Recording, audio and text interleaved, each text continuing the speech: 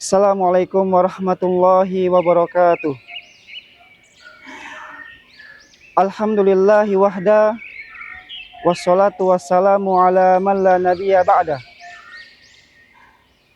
Amma ba'd, para pendengar yang semoga dirahmati dan dimuliakan oleh Allah Subhanahu wa taala.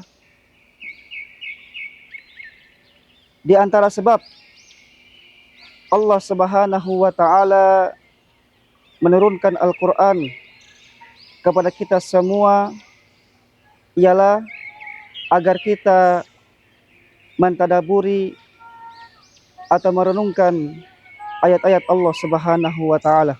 Hal itu sebagaimana sejalan dengan firman Allah Subhanahu wa taala di dalam surah Shad ayat ke-29.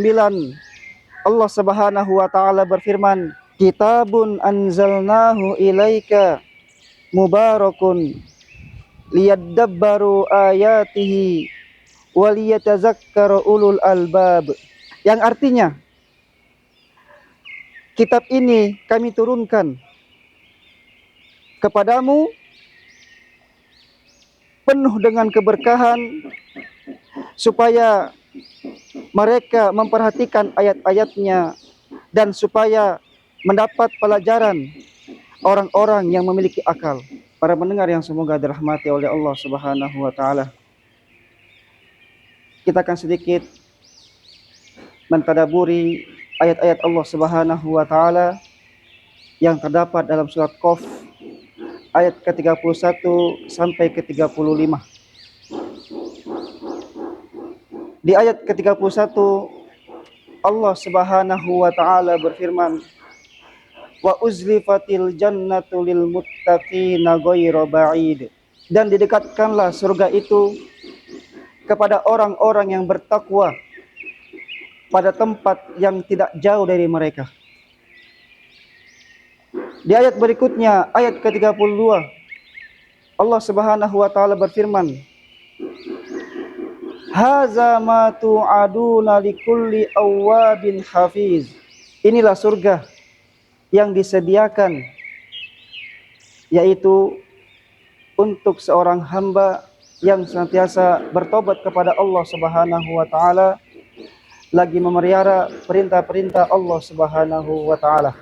Dan di ayat yang ke-33 Allah Subhanahu wa taala mengatakan, "Man khasyiyar rahmana bil ghaib wa jaa'a biqalbin munib." Yaitu orang yang takut kepada Allah Subhanahu wa taala yang tidak mereka melihatnya dan datang kepada Allah Subhanahu wa taala dengan hati yang bertobat. Apa kata Allah Subhanahu wa taala untuk mereka-mereka itu? Allah mengatakan lanjutan ayatnya, "Udkhuluha bisalam." Masuklah ke dalam surga dengan aman. Zalika yaumul khulud. Itulah hari kekekalan. Dan di akhir ayat ke-35 Allah Subhanahu wa taala tutup dengan mengatakan, "Lahum ma yasha'una fiha waladaina mazid." Bagi mereka di dalam surga apa saja yang mereka inginkan, dan di sisi kami, kata Allah, ada tambahan. Para pendengar yang semoga dirahmati oleh Allah Subhanahu wa taala, dari ayat-ayat tersebut kita dapat mengambil beberapa pelajaran. Yang pertama yaitu bahwasanya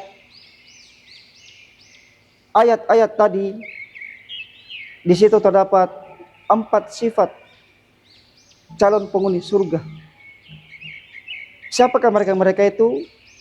Yang pertama adalah mereka yang senantiasa bertobat kepada Allah Subhanahu wa taala meskipun mereka melakukan maksiat lagi, kemudian mereka bertobat lagi dan melakukan maksiat lagi, kemudian mereka bertobat lagi. Dan kedua adalah sifat, yaitu mereka senantiasa memelihara batasan-batasan perintah-perintah Allah Subhanahu wa taala.